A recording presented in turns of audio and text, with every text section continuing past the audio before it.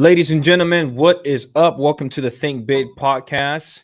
If you're thinking small, this is the right YouTube channel for you. If you think you can't be wealthy, this is the right YouTube channel for you. If you have certain surroundings that's making you believe that you will never be successful, my friend, you have arrived to the right YouTube channel. This is the Think Big podcast. I think the name for itself kind of give you somewhat of a vibe of what we're here about, and that's definitely not to think small or talk small. I'm here with my fellow friends, Mindset Marlin. We have Sam. I'm not sure what happened. I think his computer's went out, but We had Sam. we had Sam. He's coming back. And yeah, man, just wanted to tell you guys thank you for showing up today. And man, let's get right into it. Mr. Marlin and Sam, 100%. they've been in a trip last week. Would love to hear more about that, man, and see what experiences you guys had. Yes, sir. What's up, Sam? How are you, brother? Good. I'm so sorry, guys. I'm horrible with tech stuff, so I had no audio there for a minute. Yeah, I'm super stoked on this. We've had, damn, Marlon, we were traveling for what, a week, maybe more. I thought you guys missed the flight too, bro. I'm like, oh shit. Yeah. With me, with me, you better get used to just missing flights. And it's an inevitability. And whether or not we have anything to do with it, it is just the universe decides that we want to miss flights, and that's okay because I think that we made the most out of it. But to do a quick overall recap, guys, here was a reason why we left. First and foremost, Marlon and I left so we could speak on two stages. One was in Orlando, and the other one was in Jacksonville. And that the really cool part is our trip was sandwiched in speaking events. We started off our trip on a speaking event, and we basically ended our trip almost on the speaking event. And the cool stuff was what we got to do in the in-between. And the in-between is we flew to Puerto Rico for an amazing event that was thrown by Marco Rivera, who's a good friend of ours. Jerry Norton was the principal kind of leader on that event. And then the amazing speakers like Pace and Vina Jetty and one Vina of the biggest, Jetty. yeah, Vina Jetty was there. Yeah, she spoke. She was, I think she's still there, maybe still there. So we had an amazing time there with Pace, with Vina, with Jerry Norton, with Marco, and this guy named Sharif, who's effectively the biggest investor in Puerto Rico. He basically owns half the freaking island. Oh my God, man. And he's essentially he is the monopoly there. And I think one thing that we're going to want to talk about today is maybe some of the key takeaways, right, from each of the things. I think there's, in the Puerto Rico event, there was a lot that we were exposed to, a lot that we learned based on being, the kind of networkers that we are. Marlon and I have an amazing habit of getting invited to back rooms and private kind of sessions with really high earning people. One of them who's a 9-figure earner, who will very soon, next 2 to 3 years, be a billionaire. And we got to do some amazing stuff behind closed doors with that individual and their group. So I think we're going to talk a little bit about that. But make no bones about it, guys. Marlon and I are kind of sick right now. And that's okay. We've had an extremely busy week of travel where we were effectively all over the country in a very short amount of time. We were in 4 cities, I think. Wow, 1, 2, 3, 4, 5, 6, 7 planes in 7 days almost. I think for me 8 because I had a few more rides than Marlon did because I live a little bit further out than he did. So bear with us. I'm going to lose my voice. I've lost my voice 3 times in the last 2 days. And if our energy seems off, it's just because we're tired. But the cool thing is I'm excited about coming back to today and for this podcast because it helps recenter us after an extensive week of travel where our routine goes out the door, right? When our routine goes out the door, it's important for us to come back and kind of re-foundation ourselves. Today was my first day back to work and we just freaking crushed it today. Now it's time to get back to crushing podcasts. So first day back to work and I'm hearing feedback. Alejandro, is that you? Oh, you're good. I don't think so. Okay. Let's do this. So one thing that I want to talk about is I think a bulk of our discussion is going to be about the Puerto Rico event. I want to give you guys some context for what that event was. Marco Rivera, who is the event host, is an amazing human being, phenomenal at what he does. He basically partnered with Jerry Norton and this individual by the name of Sharif.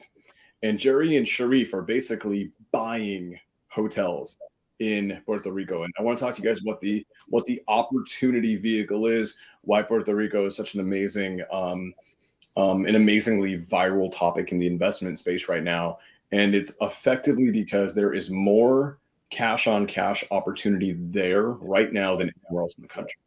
And the reason for that is there are tax benefits that, and I'm not talking about the 4% personal income tax. That's not what I'm talking about. I'm actually talking about development. So I'm going to try to keep this as simple as I can, because otherwise I will lose people. Puerto Rico was destroyed by hurricanes. I think it was Hurricane Maria, if I remember correctly. Is that the right one, Marlon? I believe so. Yeah, I think it was Maria, the one that recently destroyed so many parts of Puerto Rico. And a lot of people are like, well, you know, there's a stigma around that area where it's like, oh, well, hurricanes destroy it. It's not regular. That hurricane was like a once in 500 year hurricane, right? It is not one that you should ever plan for. Like, obviously we want to plan for everything, but it's not one that you like make decisions based on. It was one of the greatest anomalies in nature in the last like 1,000 years in the area. And that hurricane destroyed so much infrastructure. And if anyone knows Puerto Rico, it is an amazing area. It's beautiful. It's one of the most naturally beautiful areas that you'll ever see in the Western Hemisphere. And its biggest kind of economic sector is tourism. It is one of the most sought after tourist destinations in the Western Hemisphere. Everyone wants to go there. The water and the oceans there are mind-blowingly beautiful. The problem is, after that hurricane, there became a massive supply and demand issue.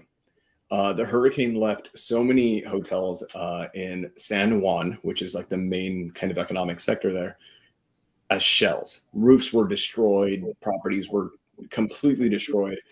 And you'll go around San Juan and Old San Juan, you could drive around and you'll see these, 3-4 story buildings that were hotels, boutique hotels, right? 8, 20, 30 units, and they're complete shells. They're complete shells. The roof is like, destroyed. The entirety of the inside has been like flooded with water damage, and the bones are strong. Because the cool thing about Puerto Rico is, and this is why, like people are like, well, why aren't they all just tear downs? Puerto Rico does this amazing thing where a lot of these boutique hotels are actually made out of solid concrete. Like the walls, there's like framing and lumber there, sure, but it's legitimately like the majority of the buildings are framed in concrete itself. So it's not like America where a tornado comes and just obliterates everything. Like those are structures that will stand the test of time, and they withstood one of the most brutal hurricanes that area's ever seen. So, but the insides have basically become shells, and they're essentially like gut jobs or new redevelopments, essentially. And so now we have this massive issue where it is still one of the most beautiful places in the Western Hemisphere. Hundreds of thousands, if not millions of people want to visit. I would say millions of people probably want to visit it every year. Multiple. I mean, I forgot the number. They did this big economic breakdown of like the demand for tourism there.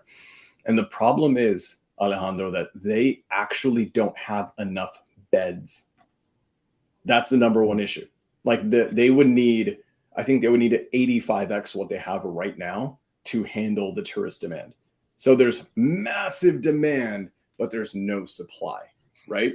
Mm-hmm. And that's where gold is. That's where the biggest gold mines are, guys. It's not when there's so much supply, there's no demand. It's when there's all the demand in the world and there's an astronomically tiny amount of supply. So what the government is doing now in Puerto Rico is they have this new tax program. It's this amazing credit program. I'm trying to keep it as simple as possible. If I'm going to go buy a hotel, boutique hotel, or a multifamily property that's 8 units or above, and I purchase it, develop it, make it look amazing, and then I operate it as a hotel. I think that's a catch. It has to be operated as a hotel. So that way it supports the in and out tourism, right? Then what ends up happening is the government will give me, Marlon knows, a 40%, right? A 40% tax credit on that. So if I want to go and buy a 10-unit hotel and it is, I think the minimum has to be 8 units. If I go buy a 10-unit hotel and I buy it for 600,000 and I put 400,000 renovations into it, it's going to be more than that, probably a couple million, whatever. But let's just, for nice, easy numbers, 600,000 on the purchase, 400,000 on the rehab. I'm $1 million in, right? The government will actually give me $400,000 tax credit. So effectively, I'm not $1 million in, I'm 600,000 in. Now you can take that one step further, like, Sam, well, that's great. You can offset by 400,000 on your taxes, but those are tax credits. You can't, it's not like they're cutting you a check for 400,000, right? Well, no, they actually kind of are, because the 400,000 tax credit, keyword, is assignable. You can assign those tax credits for cash. And the biggest conglomerates in the world, and I mean big, like think Microsoft. Microsoft, which makes so much money, is looking for every tax break they can on earth, and they're gobbling them up. They will buy those tax credits 95 cents on the dollar. So if we take 400,000, 400,000 in tax credits, times that by 95 cents on the dollar, that means they will pay me $380,000 to then get what? That remaining 5%. The beauty is with all these things, with the way they add up, the cash on cash return is unparalleled. There is no other opportunity in the world of real estate right now in America that has this. And it is a massive blue ocean. And the cool thing is, for the people who are in it, and there's not a lot of people who are actually in it, it's not insanely competitive. There's probably only a small handful of actual operators doing it. It means that there is a massive world of opportunity to get in, especially if you are a fundraiser, especially if you like to be a capital partner, because now we have amazing, amazing operators, guys like Jerry Norton, who are there, boots on the ground, right? Guys like Sharif. And Sharif, just so you guys know, owns effectively like a quarter of all San Juan. Like, we did a tour, Marlon, a walking tour of old San Juan, and then literally left and right, we would look at these hotels and they had Sharif's name on them. He was literally like buying and selling so many hotels where I counted at least like 6 or 7 of them just on a small walking tour. They're giant 4-story buildings, and he has for sale signs owned by Sharif Medawar. And so this man is actually a monopolizer in the marketplace. And to give you guys a little bit of perspective, we'll talk about some lessons, but just I wanted to mention this as a baller statement. He was someone asked him in the Q&A session about when you go and renovate these properties and you put people in, then it's time for an appraisal, then you can refinance or sell, right? We all know how appraisers, like, sometimes they'll work with you, sometimes they don't. They will basically say like, oh, well, what's the market going to demand for this property? And Sharif said one of the most baller things I've ever heard in my life. And that was, I am the market. Think about that. He owns so much real estate in San Juan that when appraisers want to appraise a property, they actually don't say, what does the free market say? They basically have to say, what does Sharif say? Because Sharif is the buyer. He's the buyer. He's the seller. He owns the city.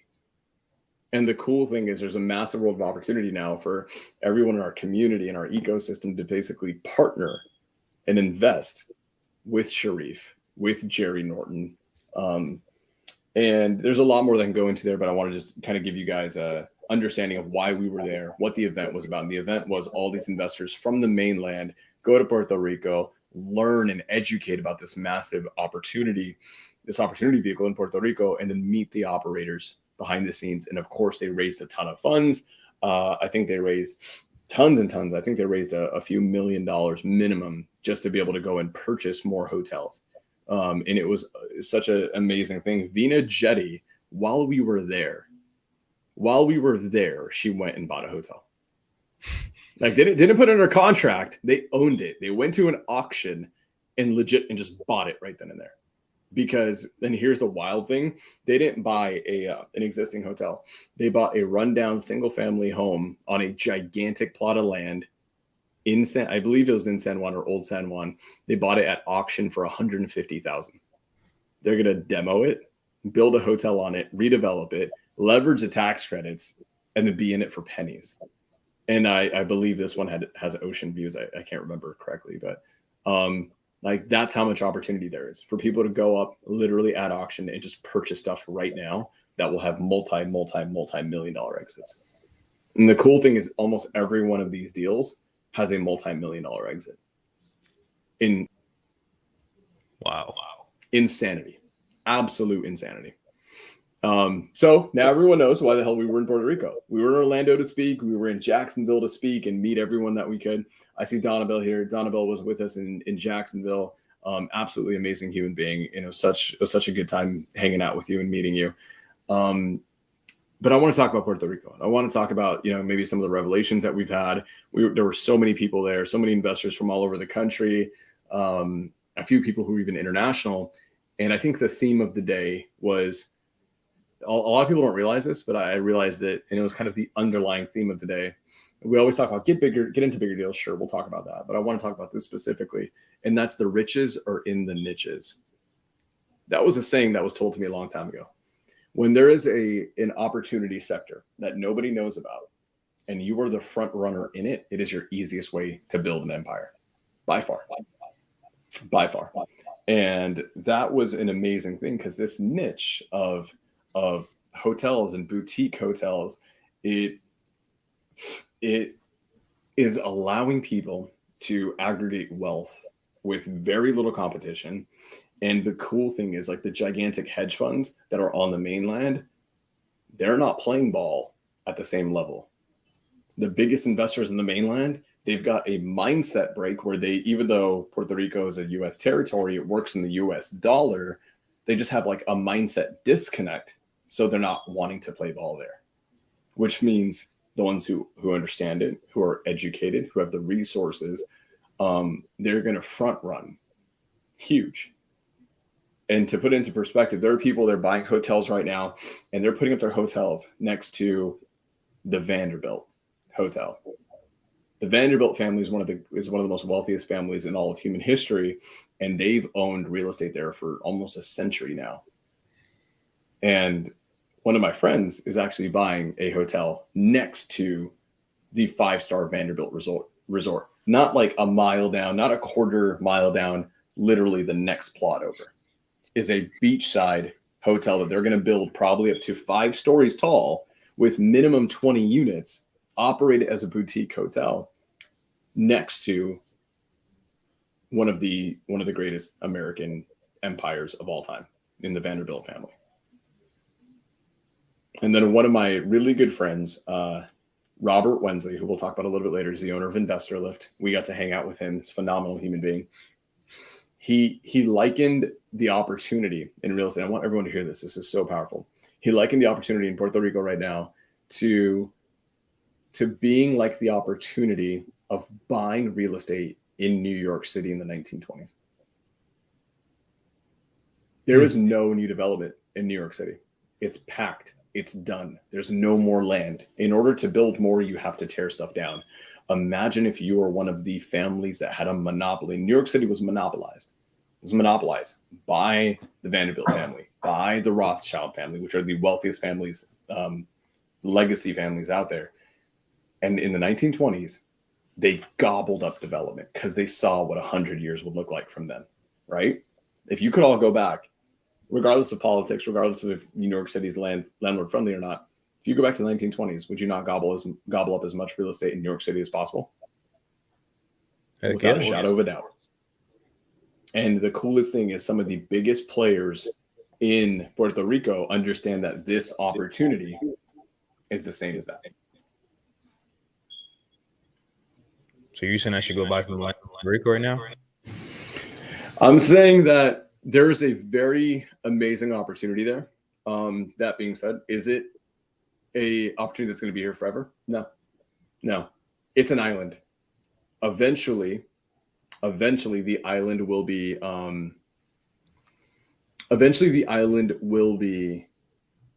developed.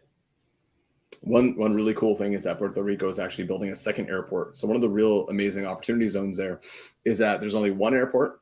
It flies into San Juan, the San Juan International Airport. They're all building around that to support the tourism. There will be another airport that's going to be built, I believe, on the opposite side of the island, which is way more rural.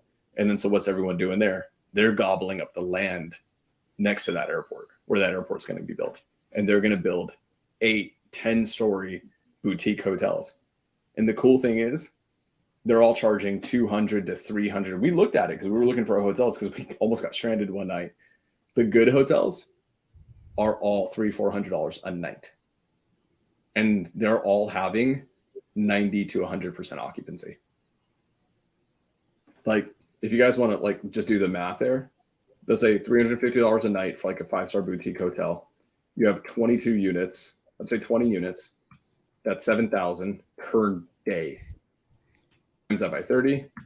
That's $210,000 per month. And that's $2.5 million in a year on one boutique hotel. And the beauty is they're buying the land for pennies, cheaper than here on the mainland by far. They're getting mainland premier 5-star returns on an area that's a fraction of the cost. And here's something I think people aren't thinking about, which is like, if we look at this, I'm visual, right? Like, you guys can see the screen. What do we see right here? We got a cruise ship, right? A cruise ship is carrying in literally thousands of people. So thousands of people are getting imported into the city, dumped off right here, and they're walking in to where hotels are necessary and needed. And so now when they're staying in town, they're staying in these little boutique hotels. But more importantly, they're getting to see the places that they're going to want to stay when they come back and visit. So these are constantly shuttling new customers at you. You're constantly getting a brand new wave of individuals who are interested in possibly seeing and checking out Puerto Rico who might otherwise not have seen your hotels. It's absolutely insane. Yeah, and the cool thing about those cruise ships is, like, I always forget how freaking big cruise ships are. Like, I always forget how big they are. They are literally, it feels like you're looking up at a skyscraper. They are massive, massive. And I think even, I don't know how many thousands of people they carry, but they carry literally thousands and thousands of people. And they're churning all the time, every single day, multiple, tons of them. It's one of the greatest tourist destinations out there.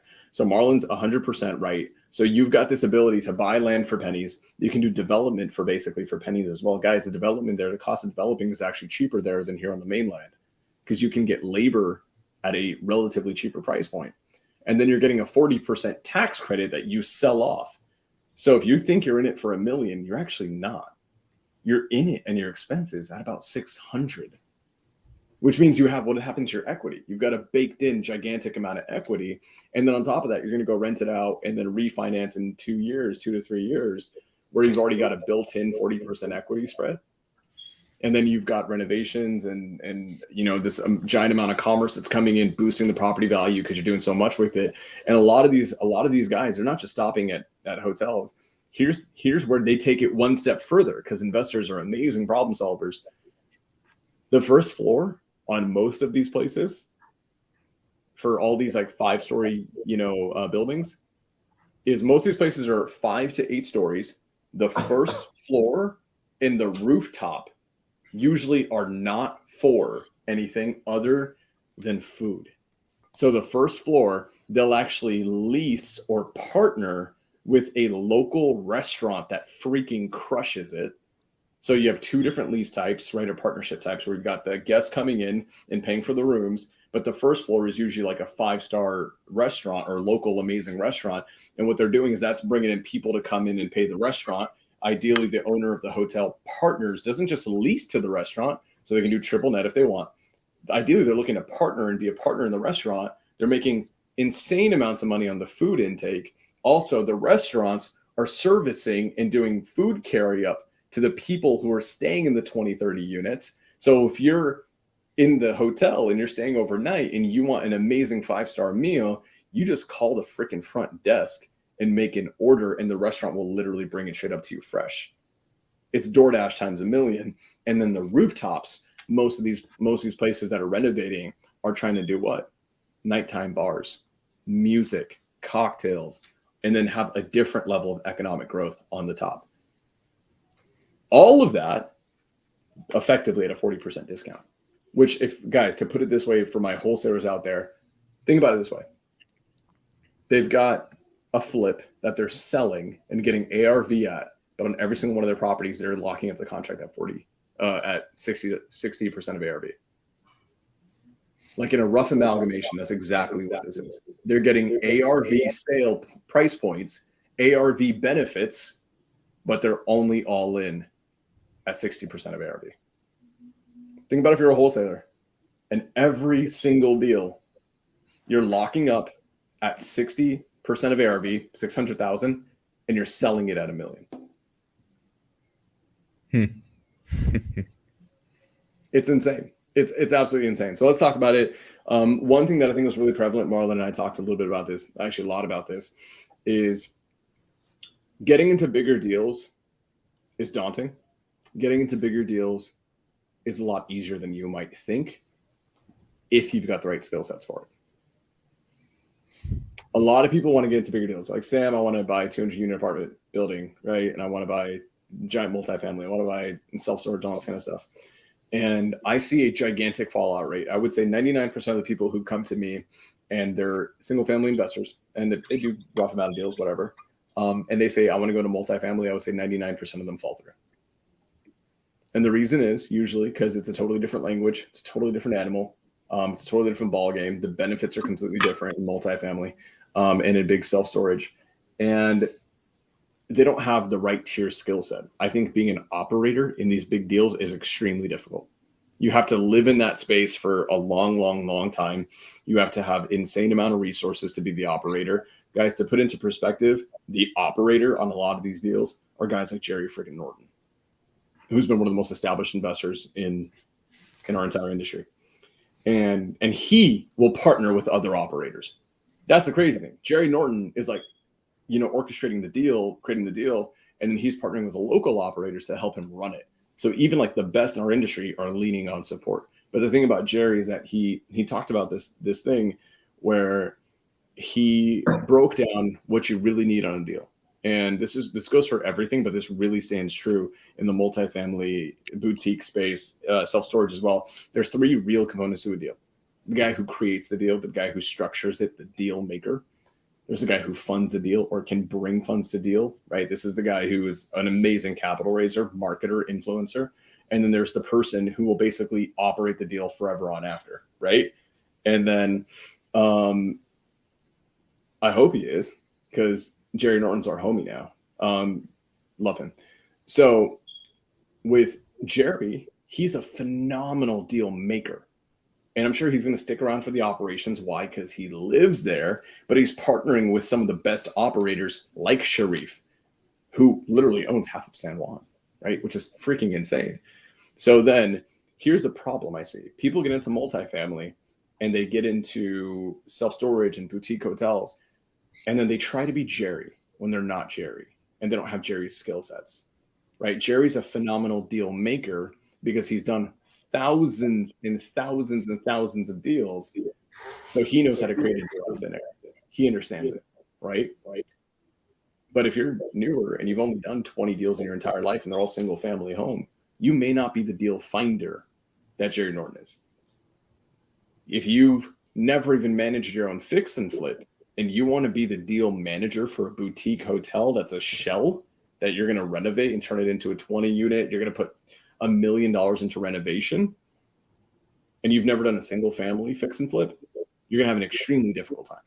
And that's why we see such a high fallout rate, right? In these bigger deals. And I think what Marlon and I realized is we have a skill set in this game.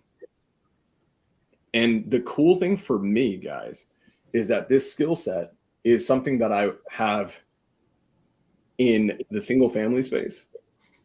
But now I'm also realizing the bigger deal space. And in the single family space, I'm an amazing deal maker. We crush deals. I've been in this game long enough where we do a lot of deals. We know how to create deals. I'm a deal maker, deal creator in the single family space. I'm also a phenomenal capital raiser in the single family space. I've got those 2 superpowers. I suck at operations. Not only do I suck at it, I hate it. I don't want to do it. My thing is lock up the deal, pay for the deal, and then I just never want to hear about it again. I just want it to make me money. That's me.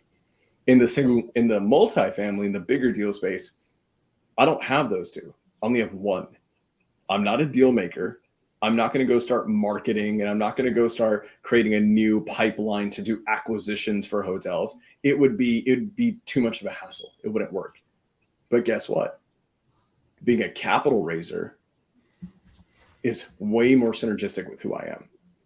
Going on stages, I've spoken on now 6 stages in the last 2 months. I am attracting an insane amount of private capital. All we have to start doing is redirecting those private capital, right? Redirecting the funds that are naturally coming to me because I'm a mini influencer, and using that to get myself in. One thing that Jerry Norton talked about is he doesn't feel he's an amazing capital raiser. For anyone that knows Jerry Norton, you know that he crushes it on YouTube, but then he's kind of not really gone on tour. He doesn't travel around the country speaking on all the stages, raising tons of capital. Why? Because he's got 10 kids. He wants to stay at home, be with his wife. He already makes a ton of money. He likes being the deal finder from home. I realized with Jerry Norton, he loves being a virtual operator. That's his thing. He wants to be a virtual deal maker. The guy who's going to be the best capital raiser is the guy who travels the country, gets on stages, and meets people in physical proximity. Because what ends up happening is you get a different level of trust when you get to hug a human being, when you get to meet them, their wives, their children. You get another level. That's when people will easily want to give you $50,000 that are sitting in their self-directed IRA. And then for guys like me and Marlon, because we're young, because we aren't tied down with children and tons of responsibilities, and we are in this phase in the season of our careers where we're brand building heavily, this actually is the easiest thing for us to do, is to go speak on stages, to go connect with thousands and thousands of people, and then just set up the back end work of a fund or a fund of funds, and then partner with the best in the game. And then all of a sudden, guys like Marlon, guys like me are now owning hotels where we don't find the deal, we don't work the deal, we don't negotiate the deal, we don't actually like end up, doing the escrow proceedings on our own because we don't want to deal with that stuff. And we're not going to handle the renovations, and we're not going to be in the hospitality space. My phone will not ring when guests are upset or some crap happens, but we're still going to be an owner in the hotel. Our name will still be attached to that. Our name will be attached to the cash flow, the depreciation, the appreciation, the upside, everything. And the cool thing is, this is what I'm saying, is that it would be foolish and arrogant and honestly a little bit delusional for me to go try to become a deal maker in the hotel space or the multifamily space. Let's amplify the skill sets and the superpowers that we already have. And I think Marlon, correct me if I'm wrong, but I think you and I are in the same boat there. No, absolutely. I agree with you 1,000%. It's really focusing on the things that you're good at and becoming great at it versus trying to do something new. And that was one of the big takeaways while being inside the room this weekend, or this week. It wasn't even the weekend. It was Tuesday, Wednesday, Thursday. While we were out there, I couldn't help but reflect on Rich Dad, Poor Dad. That was one of the books that I think many of us read when we were getting started in our journey. And that book planted seeds of a world that existed that most of us weren't exposed to growing up. I know I wasn't. And if you remember, Robert Kiyosaki's Rich Dad mentioned to him, he said, Robert, you can be a few type of people. However, one of the types of people you should aim to be is a sophisticated investor. Because he talked about it. He said there's these accredited investors, but then there is another level where it's a sophisticated investor. And Robert said, well, what's a sophisticated investor? And he said a sophisticated investor is the person that accredited investors come to. This is the person that is able to spot opportunities and get into rooms and have conversations that nobody else is having. And while we were in Puerto Rico, it dawned upon me, we were in a room, a very intimate room with 30, 40 people. and we were having conversations at the highest of levels, looking at opportunities that people in the future are going to look back and, like you said, say, I wish I could have invested in New York back then. I wish I could have bought that property in Miami. I wish I knew they were going to put Disney there. And that's currently the opportunity in Puerto Rico. However, this isn't the same like the California gold rush where you're going to drop everything that you're doing and run off to go dig for gold. Instead, we're going to be more intelligent about looking at how do I capitalize on the gold rush, because there was a person out there that capitalized on the gold rush not by digging for gold, but by selling the picks and selling the axes. So this was an amazing opportunity to really be tested with temptation to want to run off and chase after gold, and patience to sit down and look and have the conversation about how can I or how can we plug into this opportunity and leverage with the momentum that we've already built without destroying, but instead amplifying the current momentum. And I want people to really take on that mental framework, the mental framework that we spoke about a few weeks back, which is before you start thinking about new, start to ask yourself, how can I do more and how can I do better? And I'm a big proponent of framework thinking. I'm a huge proponent of framework thinking. So you'll often see when I'm doing framework thinking, it will seem like I'm going slower. And to a degree, I am. However, it's because we're playing an infinite game. And hopefully, if y'all have been watching these podcasts and you're not here for the first time and you've been here for multiple episodes, you're starting to see how a few of the thought processes here, a few of the ways of thinking, they're coming back up. They're repeating themselves.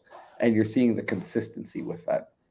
Because in that room this weekend, I mean, it was some individuals who have been consistently building themselves to the point to be able to capitalize on today's opportunities. Sharif, for example, when I was speaking with him while we were out, to your point, Sam, he showed us all of his hotels. I mean, I know you said like a few here, a few there. There was one block entirely that he literally owned every piece of property, every hotel on the block. We literally were walking down his street. I'm talking on the left side and on the right side, to the point where he said sometimes he's had guests come and say, man, your hotel prices are way too high. I'm going across the street. And he says, have fun. Why did he say that? Because he knows who owns across the street. He owns across the street. And when we spoke about it and asked, I said, Sharif, how long did it take you to build this? He said, I'm glad you asked, because most people don't. 20 plus years. He says, I've been working at this for 20 plus years. He says, I've put in contracts on properties that I've waited 1, 2, 3, 4, 5 years to purchase because I saw the vision. As entrepreneurs, and that was maybe, and I don't know if you want me to talk about this, I'll just say it now because after this, I'm going to get quiet again because my voice is not back yet. My energy is not back. And the moment this podcast is over, I'm letting everybody know that bed behind me is going to be holding my body again because I need rest. However, while we were out there, we spent some time with Robert Winsley, amazing entrepreneur, the CEO of Investor Lift, just an all-around good guy, a young guy. And he shared some information. I had the opportunity to have a little one-on-one with him, and I was asking him about some advice and some of the most tactical, practical knowledge that he's received on his journey to $1 billion. And he said he got this answer and advice from Russell Brand, the founder of Richard Branson. Russell Branson. Thank you. Richard Branson. The RBs, bro. Richard. The RB. There's Russell Brand, Russell Brunson, Richard Branson. It's Richard Branson. There's so many names. So Richard Branson, who had built several billion-dollar businesses, multi-billion-dollar businesses. He asked him, how did you go about taking your companies from hundreds of millions to billions? And he gave him these three amazing feedback, which has been rattling back and forth in my mind. Number one, you as a CEO need to create the most clear vision of the future of your business, of the industry that you're in. The vision has to be crystal clear and not somewhat clear. I'm talking you need to know where you'll be in 5 years, where you'll be in 10 years, what office building you'll be in, how many employees you'll have, what will the benefits for your employees be, what sort of product are you going to have, what sort of problem are you going to solve. It needs to be crystal clear. As the CEO, you have to create that vision with absolute certainty. Number two, you have to go out then and hunt for the best talent you can find. He said, hire the best talent, not second best, not your mom, not your friend, not the lowest hanging fruit you can get, but go out and actually seek the highest talent that you can find and pay them. Put them on your team, pay them what they're worth, sell them on the vision. This is so critical. You've got to sell them on the vision. And then number three, give them the resources they need in order to go out and build the vision, and then get the hell out of their way. Like, step out of the way after you give them the resources they need. And that stuck with me in such a big way, to the point where even as I'm home, unfortunately for the last 24 hours, I've just been at my bed.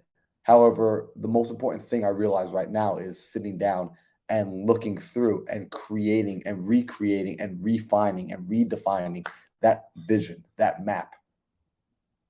And every CEO needs to be doing this. And I asked Robert, I said, how clear were you on the vision for Investor Lift? He said, before I started bringing people in, I got so crystal clear to the point where I saw everything. I saw the exit. I knew the numbers it would be doing. He knew it all.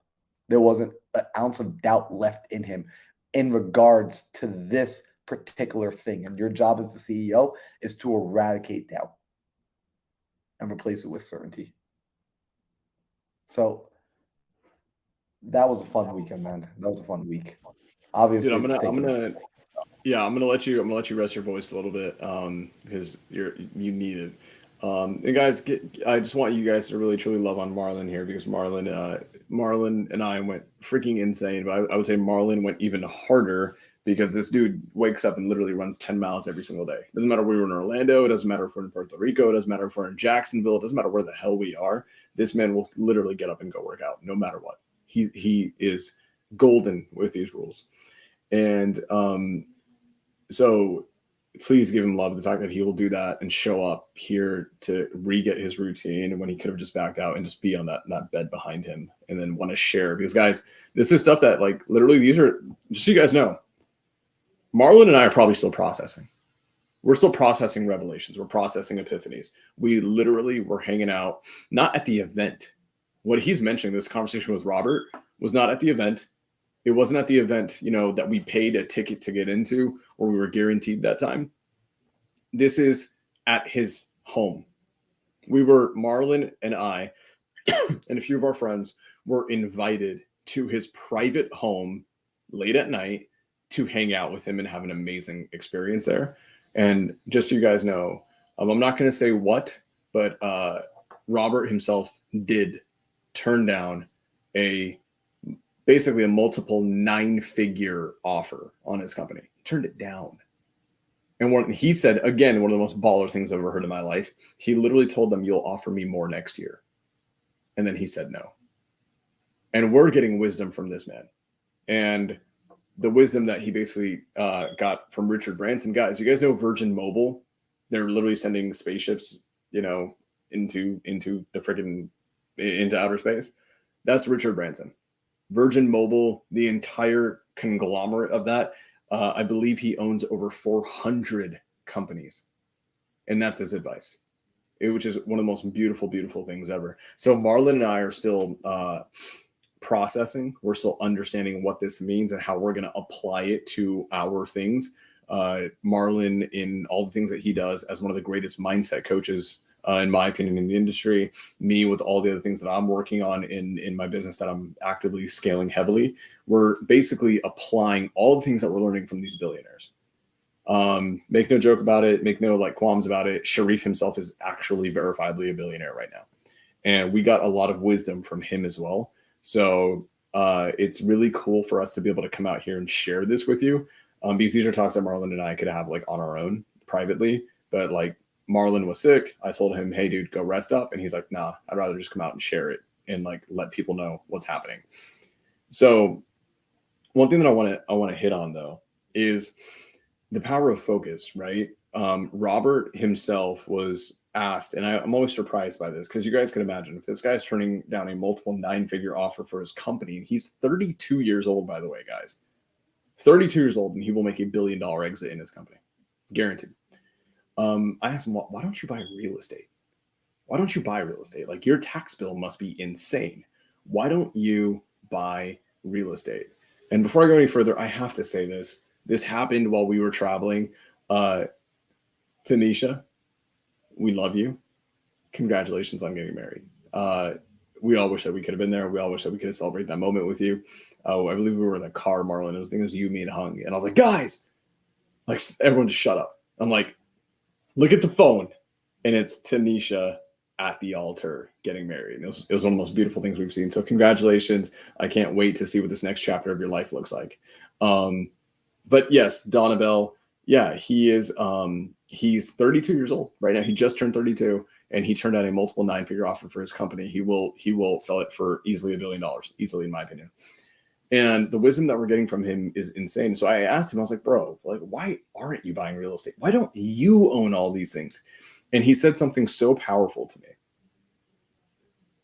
And he said the opportunity cost of him putting his money into real estate actually loses him money. If he were to take a penny of his money and put it into real estate with its tax benefits, its appreciation upside, with its principal pay down, you all know the 6 reasons we buy real estate. All of those benefits combined, he would still be losing money compared to if he reinvested it back into his one vehicle, and that's his tech business. That is powerful to have that clarity. It is powerful to say no to that. But it's one of the reasons why he's going to win bigger than 99.99999 people on earth. And it's that level of focus and clarity that Marlon and I are basically trying to attain, trying to find. We're constantly perfecting our businesses, constantly reinventing, reinvesting, changing things. I had a 2-hour call today with my sales director. And in that call, I explicitly told him today that no one on my team is effectively going to have access to me anymore, other than he and my one other leader. It would actually disserve me. And this goes back to something that Alex Hormozi said in one of the greatest videos. Marlon, you know which I'm talking about. It's the attention is the most important resource. He said that there, which is by far the greatest video Alex Hormozi has ever put out. And he said this, and I said this to my team leader today. I would be disserving every one of my team members by being available to them and not spending all of my time finding new opportunities that have higher leverage that then feed everybody. And anyone who doesn't understand that doesn't have a place on the ship. That is hard clarity to have. Clarity is hard won. It's hard earned. And to make that decision is kind of scary. But this is how Robert Wenz is going to be a billionaire, probably by the time he's 33, 34, which is wild. It is a reason why Marlon Johnson will be a billionaire. It's a reason why I'm going to be a billionaire. It's this level of clarity that we're constantly chasing. And the cool thing is I think, Marlon, you and I are probably at a point now where we're starting to take pride in the opportunities we say no to. Yeah, no's a powerful word. That is something that it's so funny. There's one commonality, except for one human being, where everyone that I talk to who's worth over 100 million and will guaranteed be a billion, 99.9% of them, one of their greatest filters is who's distracted. I look at people who are distracted and they've got 15 different opportunity vehicles in front of them, and they're all extremely low leverage. They've got a 4x leverage, 5x leverage, 6x leverage. And then I look at guys like Robert Wensley. He doesn't have all that going on. He's got one vehicle, but it's 1,000,000x leverage. And that's wild.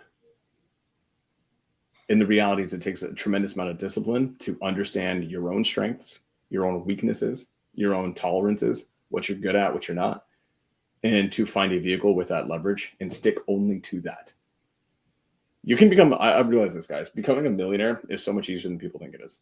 I've actually realized that. You can, in today's modern day and age in entrepreneurialism, you can just become a millionaire by sticking to a few game plans, very basic ones. You can actually have a few basic companies that do very basic things, and just within a couple of years, you'll be a millionaire. It's almost guaranteed as long as you stay in the game.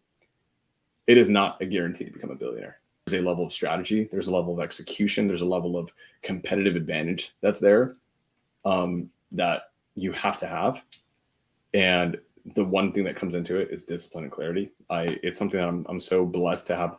Marlon, I don't know about you, man, but I felt so blessed this past week to have the proximity that we do to Jerry Norton, to Jerry Norton's wife, who you had, I would say, like maybe an hour-long discussion with her one-on-one about what it means to have a family and have a successful marriage.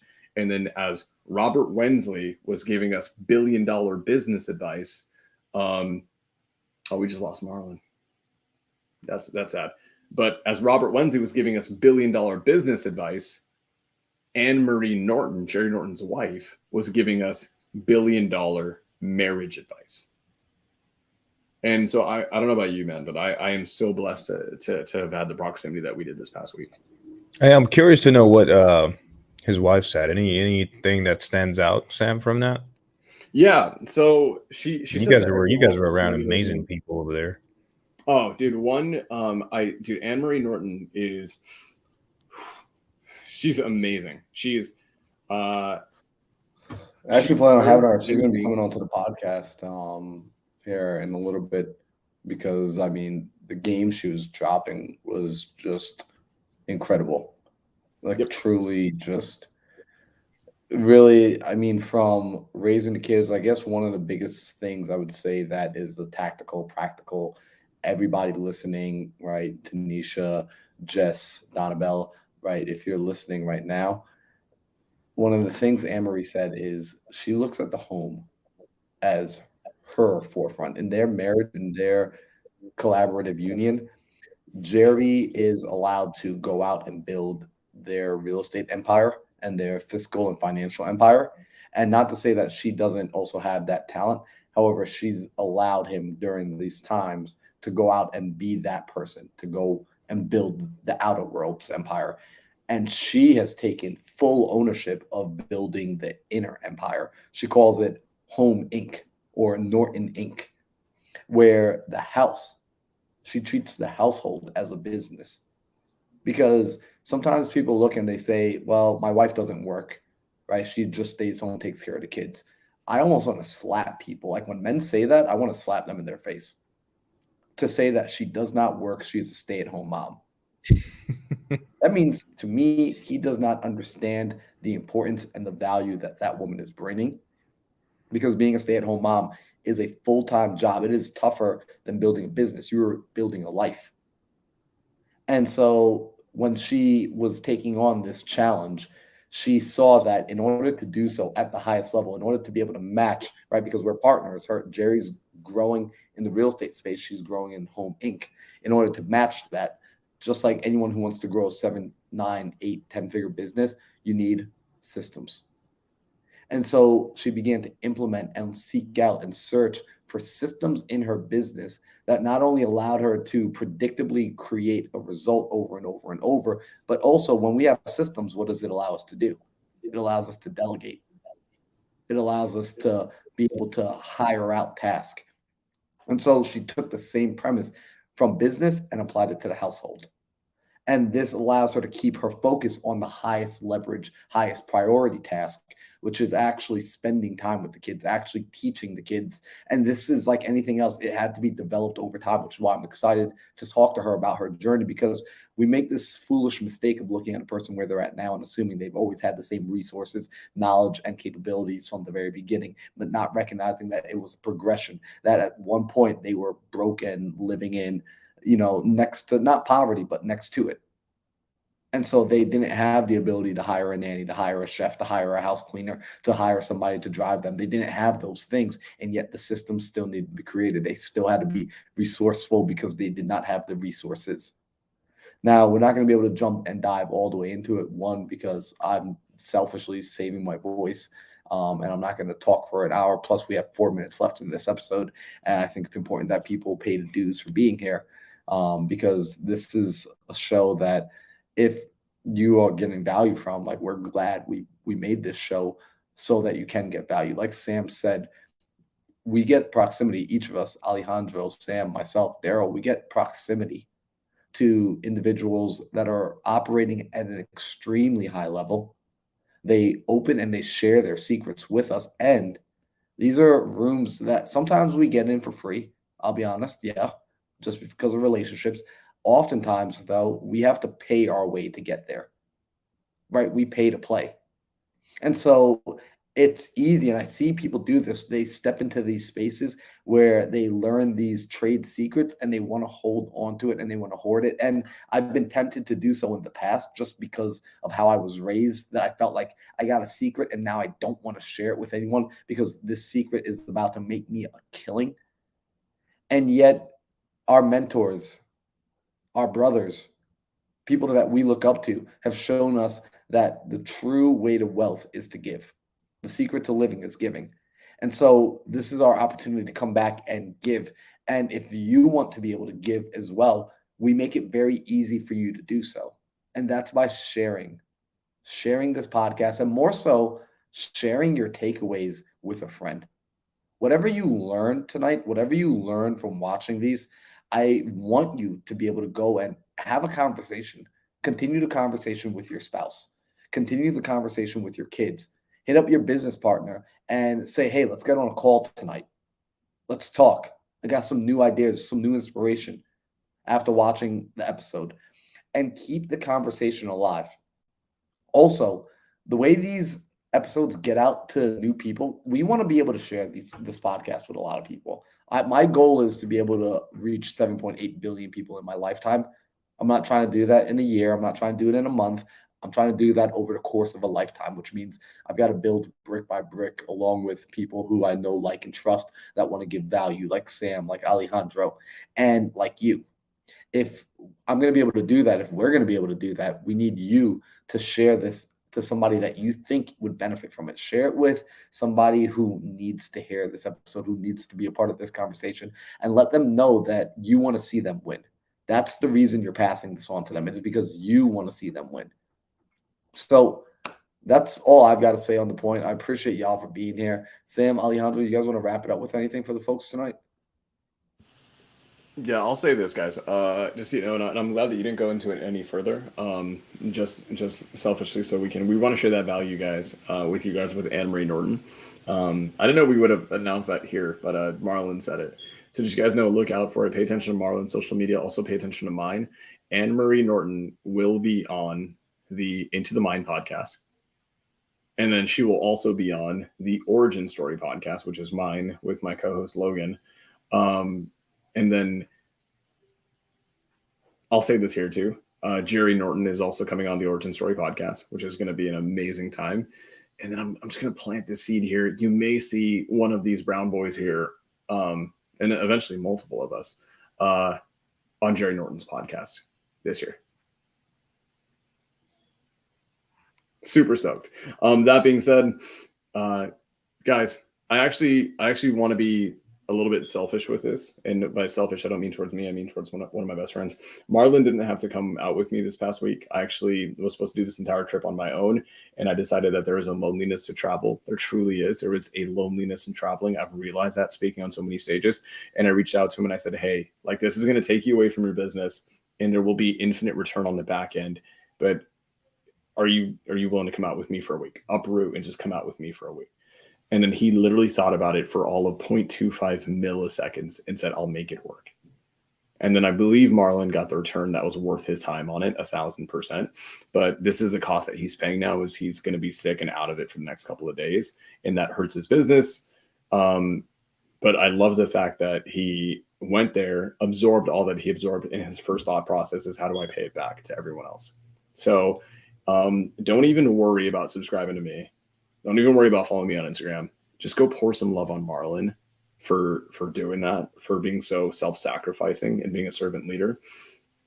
And also go pour a lot of love on Alejandro Alvarez, who out of all of us is probably the most consistent, who held down the freaking fort while Marlon and I were in Orlando. Literally, while we were in Orlando speaking at an event, Alejandro was holding down the fort and leading, not hosting, leading the Think Big podcast.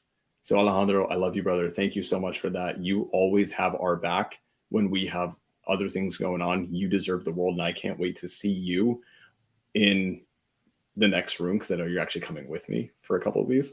I can't wait to see you there. I can't wait to see you eventually on some of the biggest podcasts in the world.